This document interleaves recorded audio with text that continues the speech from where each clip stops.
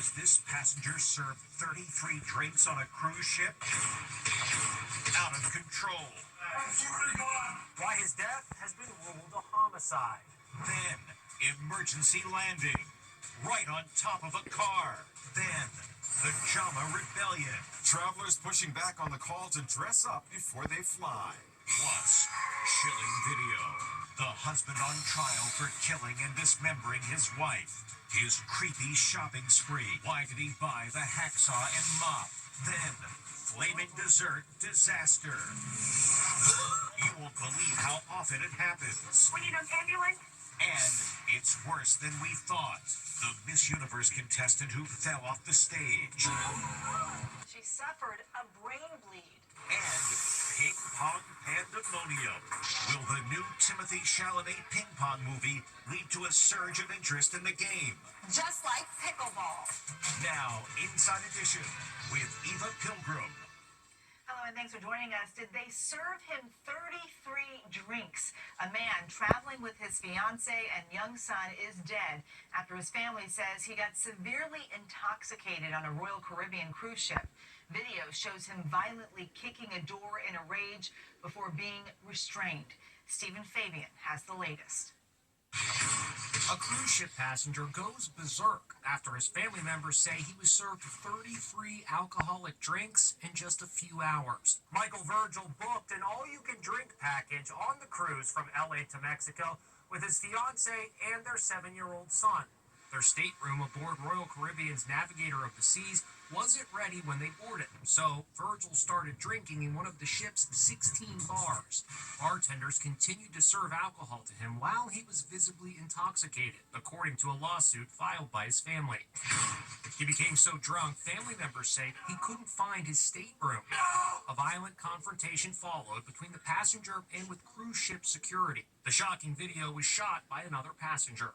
A lawsuit claims security staff stood on him and used multiple cans of pepper spray, handcuffed him, and injected him with haloperidol, a powerful sedative.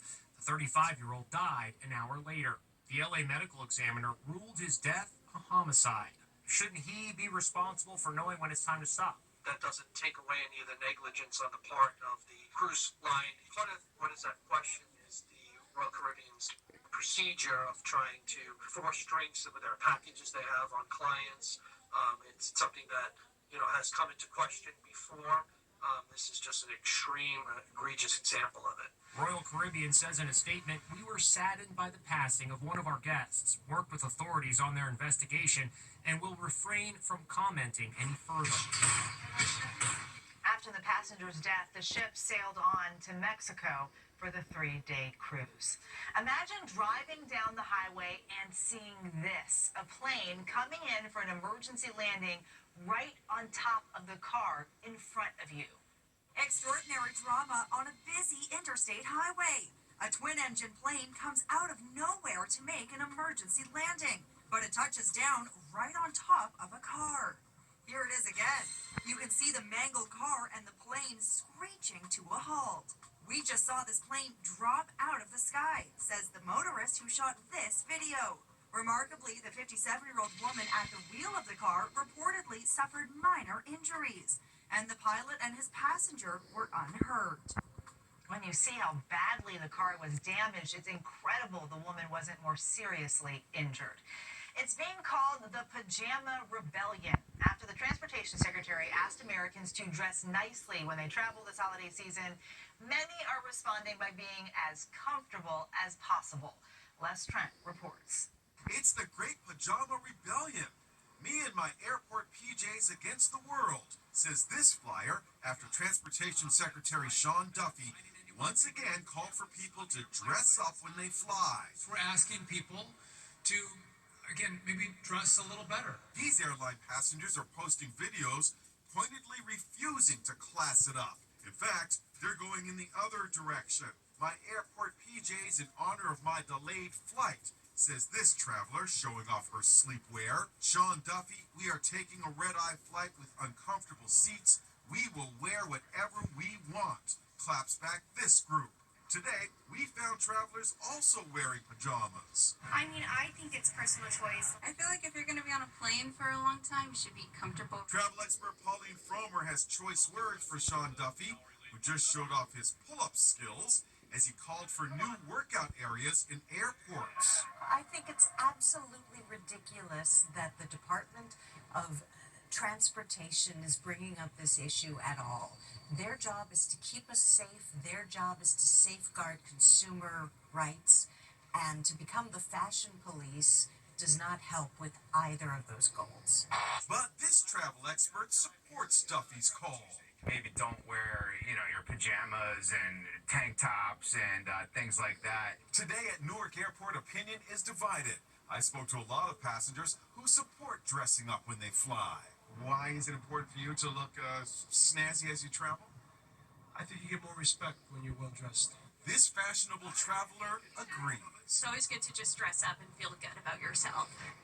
And your fellow passengers are watching what you wear. A recent poll found 45% of Americans admit to judging fellow passengers based on their attire. A family thought it would be fun to celebrate a grandmother's birthday with a fiery baked Alaska cake, but boy, do they regret it after the entire table ended up ablaze. It's just the latest accident to happen involving flaming desserts. Allison Hall has our story, and we want to warn you, some of this video is intense. Want a delicious dessert with an extra ingredient of drama? Woo! Ice cream covered in meringue is set on fire, so you get that caramelized brown color. You can use a torch to get the effect, but you can also flambe it. And that's what this lady did. It was her birthday. They gave her a glass full of liquor and a lighter. Luckily, no one was hurt, but nerves were definitely frayed. The tablecloth's on fire. It's happened before. We had a Bananas Foster's cart blow up. Bananas Foster is bananas cooked in rum and then set ablaze. Done well, it's dramatic. Done wrong, and it could lead to disaster. We need an ambulance. We went to Gage and Toolner Restaurant in Brooklyn to see how to make a flaming dessert safely. I would take this specific 151 proof because it's really flammable. Put like a tiny bit in there. Chef Lauren carefully lights rum in a container before pouring it. Woo! But when you see video like this, you might want to let the pros handle any flaming dessert in your future. Experts say when lighting a dessert on fire, always use a long reach lighter so you have more control and you don't get too close to that flame. New chilling video in the Brian Walsh trial. He admits to dismembering his wife, but claims he did not murder her. Now, for the first time, we're seeing the day he went shopping to buy the tools he allegedly used to get rid of his wife's body. It's chilling video from the trial of the art dealer accused of dismembering his cheating wife. Prosecutors say it shows Brian Walsh shopping at a Lowe's home improvement store in Danvers, Massachusetts. The video is dated New Year's Day 2023, the day after Walsh's wife Anna was last seen alive. The receipt shows he bought a hacksaw, a utility knife, a hammer, latex gloves, and more. Matt Johnson is covering the trial for Court TV. He was buying buckets, he was buying a mop, and several bottles of bleach. You could see the hacksaw, mop, and buckets in his shopping cart. He paid the $463 bill in cash. Walsh wasn't done with his macabre shopping spree. Prosecutors say 3 days later, he can be seen at another Lowe's. He even brought his son. He's buying squeegees in a trash can. He apparently sees himself on the checkout screen and fixes his hair. He makes a grin to the camera. He adjusts his hair. It's very chilling. He also lets the little boy scan one of his items. Authorities accuse Walsh of using the instruments to hack Anna's body after he found out she was having an affair with a real estate broker who testified at the trial last week. Before long, we started an intimate relationship. The jury also saw this video of a driver believed to be Walsh pulling into the parking lot of a liquor store and dumping a plastic bag into a dumpster. The store manager testified. Did you recognize anyone in those videos? Yes, Brian. A forensic scientist testified that tests conducted on the hacksaw found traces of blood. It was worse than we thought. Miss Jamaica took that bad fall into a hole in the stage during a preliminary event at the Miss Universe pageant. At the time, reports said she was okay and may even make it to the main show. Now we're learning she's still in the hospital battling serious injuries. Anne Ricagliano has the details. Jamaica. Miss Jamaica's terrifying fall during the Miss Universe pageant is much worse than we thought. Last month, Dr. Gabriel Henry was strutting across the stage during the preliminary competition when she fell through an opening in the stage. Japan. The show went on with beauty queen after beauty queen showing off their evening gowns. Nearly 8 minutes pass before you see stagehands rush in. They hoist the 28-year-old Miss Jamaica, who is an ophthalmologist in her home country, out of the hole on a stretcher and race her to the hospital. In the days following Miss Jamaica's fall, it was widely reported that she would make a full recovery. Many even expected her to compete in the finals. But today comes the shocking news that the beauty queen's injuries are far more severe than we realized, and that she's been in the hospital now for 3 weeks. Gabrielle is a medical doctor. According to the Miss Universe organization, Miss Jamaica suffered an intracranial hemorrhage with loss of consciousness and facial lacerations. A scary fall that left Miss Jamaica in critical condition as the world prays for her complete recovery. The goal is to fly Miss Jamaica back to her native Jamaica with a full medical escort for continued treatment. He caused a big scare, jumping a barricade and grabbing Ariana Grande. Now, he's been thrown out of a Lady Gaga show before he could cause more chaos. The dude who jumped the barricade and charged Ariana Grande at the Singapore premiere of Wicked for Good is back. Get him out. This time, the knucklehead was nabbed by security at Lady Gaga's concert in his native country, Australia, before he was able to pull off any more shenanigans. That's the guy that tackled Ariana. He was apparently trying to disguise himself with a wig. Take the wig off! Take the wig off! Yeah, they took his wristband off! The concert went off without a hitch. And that's actor Timothy Chalamet and girlfriend Kylie Jenner at the premiere of his new movie about the real-life bad boy of ping pong. And before it's even been released, there's talk of a table tennis craze sweeping the country. Here's Anne Ricagliano. Timothy Chalamet and girlfriend Kylie Jenner put those breakup rumors to rest as they appear very much together at the premiere of his new movie, Marty Supreme. They look striking in matching bright orange leather outfits, and check out Chalamet's bag. It's the shape of a ping pong paddle. Fitting because in the movie he plays a table tennis phenom named Marty Supreme. This story is actually based on a real ping pong legend, Marty Reisman, who became world champion at age 19 and made a living hustling and gambling on the sport into his 80s. The movie is generating a lot of buzz and vaulting Chalamet as a frontrunner for an Oscar. It's also expected to spark a surge in interest in ping pong, much like that other popular sport, pickleball. Everyone at Ping Pod in Manhattan is pumped for Marty Supreme. Instructor Erwin Rodrigazzo gave me a lesson, and believe me, it's not easy. Ping pong's a lot of fun. Oh, yes, It's a lot of fun. Is it the new pickleball? I believe so. Timothy Chalamet trained for 6 years to get good enough to play Marty Supreme. With a little practice, who knows? One day, I might give him a run for his money. Oh my gosh. Oh! Anne's looking pretty good. Marty Supreme opens in theaters across the country Christmas Day. Next, just revealed. The moment cops found accused CEO assassin Luigi Mangione in a McDonald's. Someone called. I thought you were suspicious. And Pick Me Up, Ma, the new challenge sweeping the nation.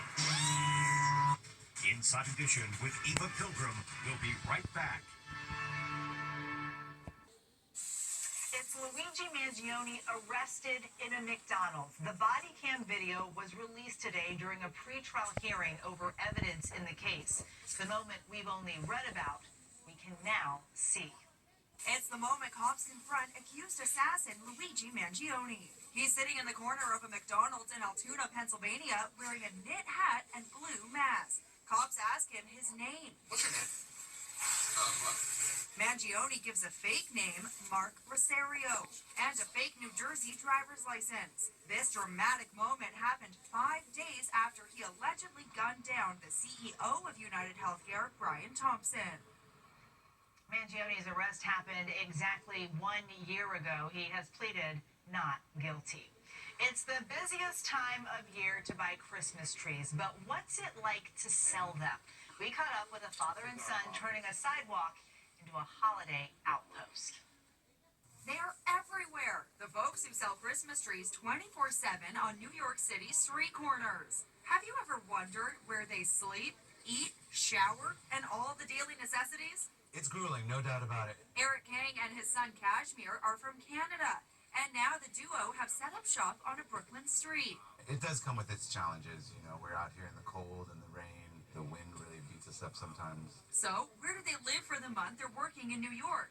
A curbside trailer. Come on in. We have a little kitchen set up. We got our little bunk bed that we built ourselves. We have crates for our food, and we have a nice shelf for pots and pans. Eric is interviewed in a new documentary called The Merchants of Joy. The Amazon Prime Video takes a look at the 5 families who dominate the tree-selling business in New York.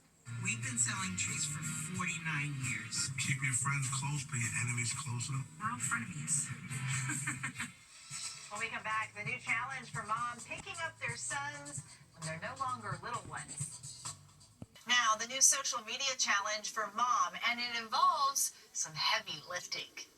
It's the heartwarming TikTok trend just in time for the holidays. It's called the Pick Up My Son Challenge, where moms on social media say goodbye to childhood by lifting their sons for the last time, all set to the music of Michael Jackson's You Are Not Alone. These aren't toddlers we're talking about, they're teens. Check out this mom picking up her 23-year-old. He's 6'5", always a baby to mom.